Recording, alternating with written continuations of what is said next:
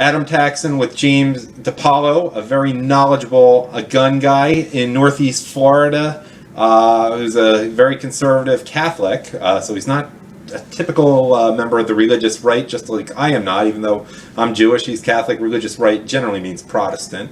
And we're both, perhaps most importantly right now, as we await the final roster moves and what the future of Tim Tebow will be, a fellow member of Eagles Nation who has roots in the Philadelphia area just as I do.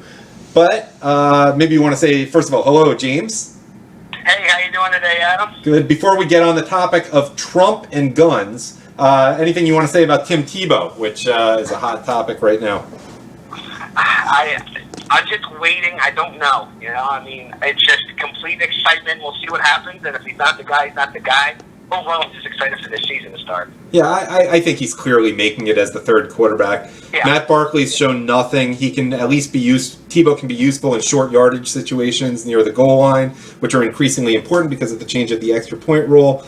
He's an amazing athlete. And when you get back to the third string quarterback, you're not worried about scheme anymore. You just want the most athletic guy.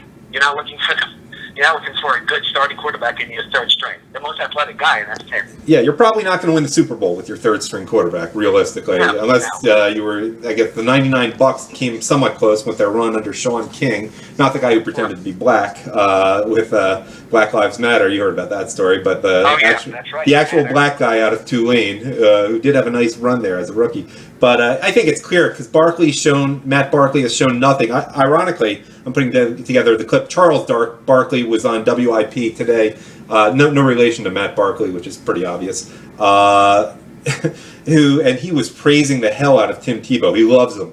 But Matt Barkley, clearly Kelly didn't think much of him because he didn't even play him in the final game of last season when the Eagles were mathematically eliminated from the playoffs. But let's get to Trump and guns. I know very little about his position. You did the research, you did the homework, so why don't you enlighten me and the audience?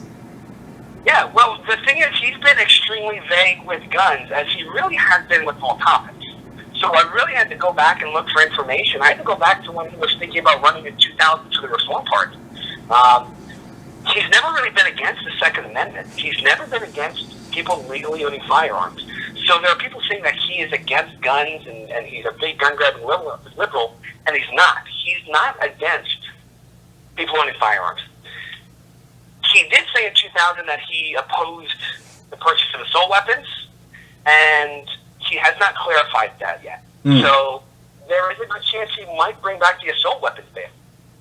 Because he's made no clarification on whether that his mind has changed. I have not found it anywhere. Not in a video, not in a newspaper, anywhere. Did he use the term assault weapons, which we know is a loaded term, sort of like common sense gun control is a loaded term, and it's not friendly to the Second Amendment? It is a completely loaded term. It is a buzzword, like Black Lives Matter. It's all just, how do you word your branding? And the quotes, and I read them over and over, several different sites, several different newspaper pages. Assault weapons was what he was quoted as saying, and he has not amended that statement as of yet.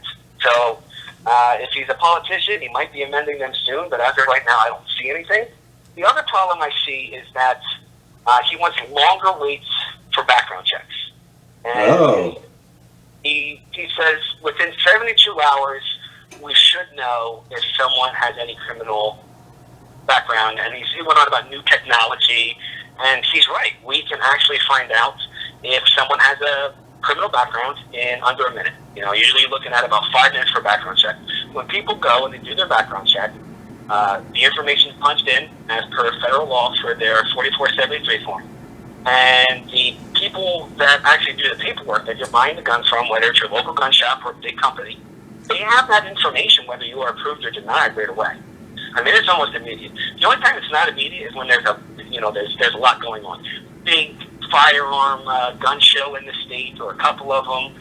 Black Friday, when people are buying a lot of firearms. That's where there's a little bit of a delay, but it does not take that long to get that information. From there, it's just that what they call the cooling off period. That cooling off period is where people are waiting 3 days, but usually the information is back almost immediately. It's a de facto waiting period. But what's interesting is Trump has been unfairly, in my opinion, criticized as being hostile to women, But women are the biggest victims of, these de facto waiting periods, which they call background checks. Wouldn't you say? We saw what happened in New Jersey with the woman waiting for her permit in New Jersey, and she was killed with a knife by her lover, boyfriend, I'm not sure the exact relationship, ex-husband. I teach the concealed carry class. I'm certified in all 50 states. And there's a growing population of women who are going out to get firearms because they understand scientifically that a gun stops rape cold. Stops it right there. Boom. It works. Right. So he is not against people having a firearm. So when people think that he's trying to grab guns, or well, like you said, they say he's anti-woman. Listen, you want to be anti-woman? Keep a woman from having a gun to protect yourself. That's anti-woman. James, you use the example of rape. I would think that it's more an issue of murder, because I imagine you have less warning about being raped. It's a little more spontaneous, as opposed to a woman who's in a relationship where she really feels threatened for her life. I would think that murder would be the example you're more worried about, or just simply being beat up rather than rape. I mean, I'm just... Assault and just close for defense from any kind of just a physical assault or getting beat up. I look at that really cross genders. Okay. When I look at women issues, I look at, rape, because that's really what a lot of assaults are. They're physically assaulted as in getting beat up, but from there it turns into sexual. So that's what I look at. Right. But it doesn't matter how they're being physically harmed. Right. I'm just saying... That's my point, yeah. I'm just saying I'm thinking about the woman who's very worried about being beat up, maybe more than being raped by her ex-boyfriend. That's all. A restraining order is nothing but a piece of paper. Is it a cliche? It's absolutely a cliche. But just because it's a cliche does not mean it's not true. The restraining order does not stop someone from coming in and hurting you and beating you up. Right. Well, I mean, you're the gun educator, not I am, and I trust you. But let me ask you one more thing about Trump. Do you make anything of the fact that he has been living in New York and he may have absorbed the New York mentality, which is not a good one, based on where he's been his whole life? Or that unfair of me? Are you talking about he has a New York City gun mentality?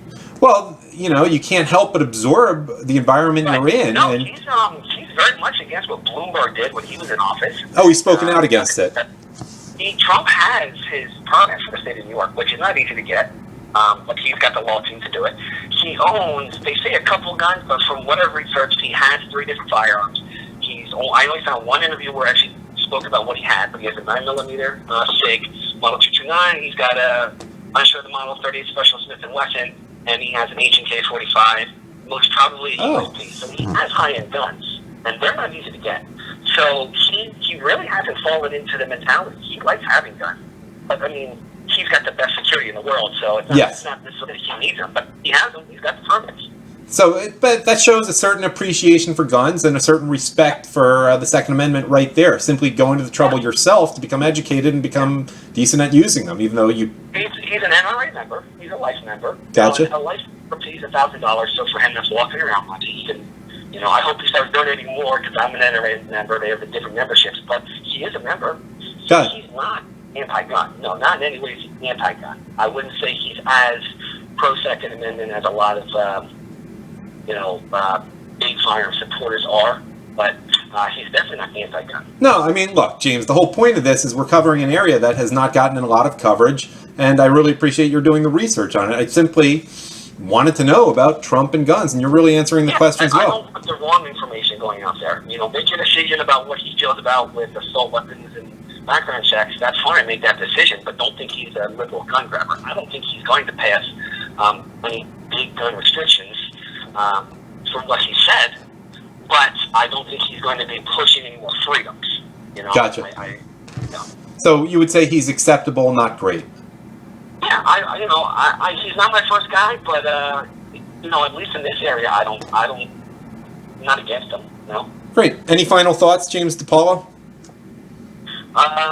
Man, Eagles Super Bowl 50. I'm excited about it.